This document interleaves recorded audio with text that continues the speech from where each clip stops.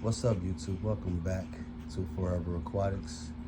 It's been a while, but we got a reason for that. Me and the family just welcomed in a new bundle of joy into the home. So priorities definitely do shift a little bit, but I'm still making content. Today I'm gonna give you guys still a rundown, overview on my tanks, but I kind of just wanted to give you guys a little sneak peek of her hand. It is a girl, and yeah, so we're gonna hop straight into it. All right, this is my 40-gallon breeder. I haven't been at my tanks for a few days. I've been at the hospital, so I know they're pretty hungry. Yeah, let's just get started. So this is my 40-gallon breeder. For those of you new to the channel, it houses two black Pinoy angelfish. We got our male Crabengus in here. Had a female in here, but I believe he killed her. We have about 4 diamond tetras in here. Beautiful looking fish. We got about 5 or 6 Congo tetras. They're all kind of huddled up over here, hungry. We got a couple yo-yo loaches. I'm not sure how good of a job they're doing on the snails in here. I still see a lot of them, so I'm not sure what to really do about it. But like I said, you usually see them in the tank. They're covered on everything. So I'm not sure how well they're doing with the snails, but we'll see. We also have a leopard bushfish. And we also have a lamp-eye tetra in here. And somewhere in here is a fire eel, and he is right here hiding, and he just went away. So very elusive creature, comes out when he's hungry, in my experience. But yeah, nothing new for this tank. I tried propagating a piece of Luigi in here. It's not doing well at all.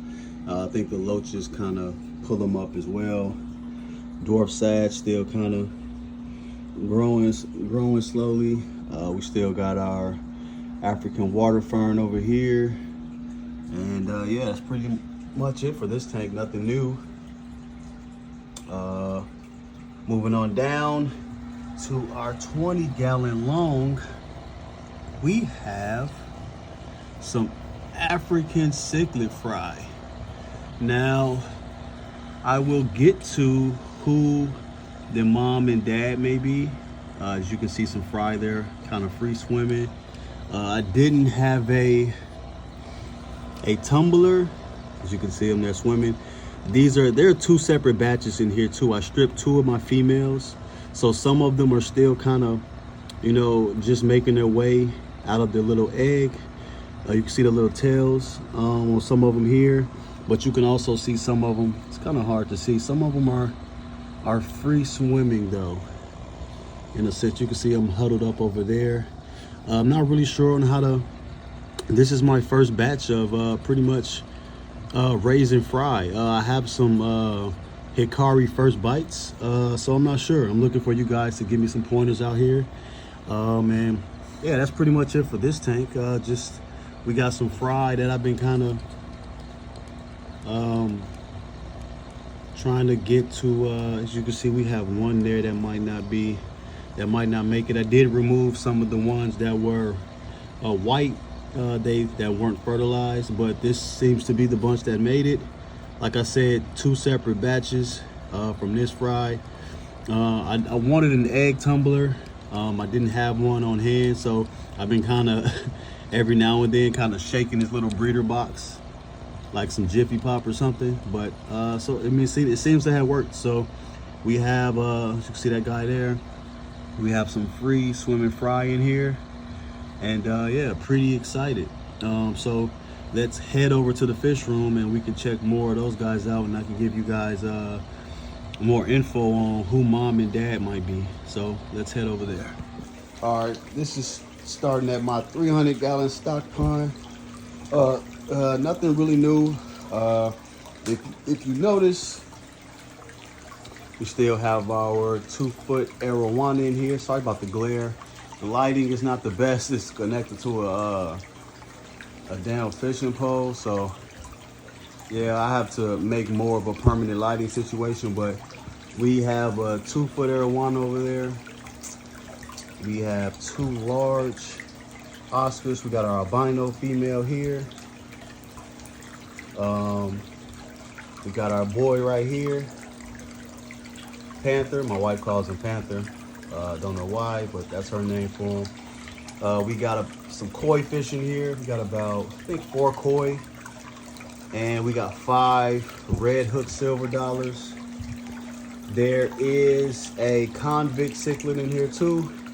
I really didn't think he would have made it in here, but he's been surprisingly doing very well in this stock pond with our arrow and Oscar. So, but if you guys do know, oh, we also have, how did I forget? We got 2 large tinfoil barbs in here. We got one here, and yeah, they both right over there. Yeah, they're both pushing about 1 foot too. So I cannot wait to see these guys in the tank. And you can see we got 2 jewel cichlids in here too, surprisingly doing well with an arowana. They've been in here for months now.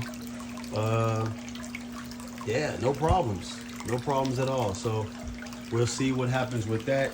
If you guys do notice, my Kelberry peacock bass are gone. I did trade those guys in. I didn't mention that in the video when I did get my datnoid, but I traded in my Kelberry peacock bass for this guy. So yeah, they were, I missed them, but they just weren't as colorful as I, would hope they'd be. Not like the spider Kelberry or anything. So I wasn't too upset, getting rid of them, even though I had them since they were babies. But I'm more than happy with what I have now with the datnoid. We still have, by the way, this is our 125 gallon. It's filtered by an FX4.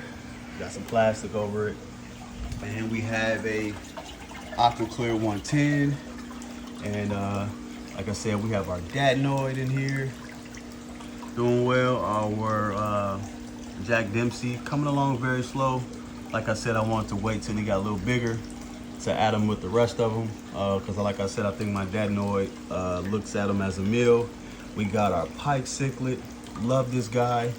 Always wanted a snakehead, so this is the closest thing I have. We got our macaw cichlid, looking nice and beautiful. We have our Mr. AC Hecali. We have our red shoulder severum doing good, chocolate cichlid. And these 2, we have our parrotfish, and we have our green Texas. These 2 have actually been showing signs of spawning. So possibly could have some, red Texas babies shortly. I'm gonna give those guys sometime in the future, give them a tank by themselves and see what happens. We have a couple redhead tapajos. We have an abalios in here, and we have there are a couple of ultrafrons in here too. I'm just not able to see. That's a abalios. I can see the difference. That's a tapajos. That might be an ultrafrons, and that might be an ultrafrons right there too. So we have a couple ultrafrons, a couple tapajos. We have an abalios. We have our gold severum here. We have our 2 electro blue acara. We have our Viejas and spillum. And we have right here, peeking, it's feeding time, our fire eel. Love that dude. Love hand feeding him. Did I mention we have a green severum in here too? Yeah, the plan is to move these guys into a bigger tank soon. I'm not sure when that is. Coming shortly, either this month or next month. These guys will get an upgrade. even though they're fine in here for now, what I really want to move these guys out of here: the silver dollars, my arowana, my Oscars, my red hooks. I want to get those guys in the tank so you can actually see the size of them and how beautiful they are. But this is the 125 gallon community tank. We did lose an Oscar in here a while back, but yeah, everybody's doing good here. All right, moving on to our African cichlids here. This tank was really had a parasitic infection. I'm still giving these guys medicated fish food, but everybody's doing good in here. I'm not sure really what kind of African cichlids I have, so bear with me as I go through the names. I know this one for sure is a Fontosa. Some type of OB here. We have our Marginatus, I think. That is a turquoise hap. That is a female, I believe. I believe that is a, I'm not sure actually what kind of female that is. That's actually one of the females I stripped. There might be a sulfur head female. I'm not sure. We have a beautiful orange OB here. I believe this is a red Jake. I'm not sure. Maybe a German red. We have our that's not a Venusis, that is a compression seps. We have, not sure what that is. That a German red? That might be a German red, I'm not sure. That might be a Sunshine, really colored down. You have our blue peacock here. What else? We have our blue nori hap. Albino blue nori hap. We have our living stone eye. Who else we have in here? Oh, we have a beautiful star sapphire. You can look close, you probably see some chips on it. This is a female here. All right, let me get to the females. I stripped this female. She was holding, and like I said, I stripped this female. I brought this female with this male here. This was sold to me as a iceberg sulfur head mix, so I'm not sure what they really are, but like I said, I stripped her, bought those two together, and I stripped her. Not sure who she would have made it with. Not sure if it was one of these, the rest of these OBs, that guy there. You know, I'm not sure who she, so we'll see. This is new to me and it's exciting to see, so ready to bring you along, you guys along the journey. We also have a albino dragon blood. Yeah, that's about it for this tank. We have a marine land on here. That's about it. Got an air stone. Nothing fantastic. These guys, again, when I move these guys out of the 125, might move these guys over to something else. These guys are going to take over the 125, and guys don't want to sit up here and miss that. Moving down to this beautiful 75-gallon aquarium. So much activity. We have some denison barbs. We have about 9 of them in here. We have about 6 or 7 basmati rainbow. We have about 4 blue platies.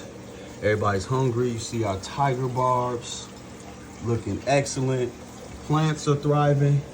Look at these plants growing in. Not sure what that plant is. That's a new one for me. I thought it was something different. Don't know what it is though, so you guys help me out on what that particular plant is. But we have some Wendaddy red in here. You see our Tropicas taking off. You can see how the leaves kind of turned up a little bit. They weren't like that at first, but the lights were off in the tank for a couple of days, so they must have really been reaching for some light. We have our green crypt. And some more Tropica taking off. This is another Luigia that I'm trying to get to grow.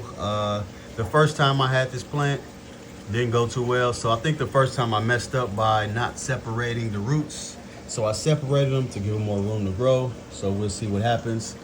We have an Amazon sword back there, slowly but surely taking off. Another plant that was sold to me as a sword plant back there. If you guys can see, the fish are in the way. That one right there. Look real close, our tiger lotus is taking off.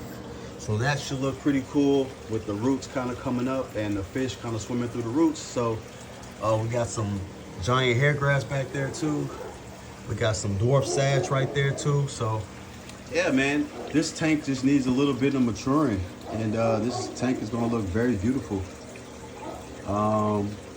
So yeah, that's pretty much. Let's move over to this 10-gallon rack, which I really don't show because I really don't know what I'm doing. I'm really not a nano person, but I kind of, want to kind of get into some smaller fish. But this is my 10-gallon paradise fish.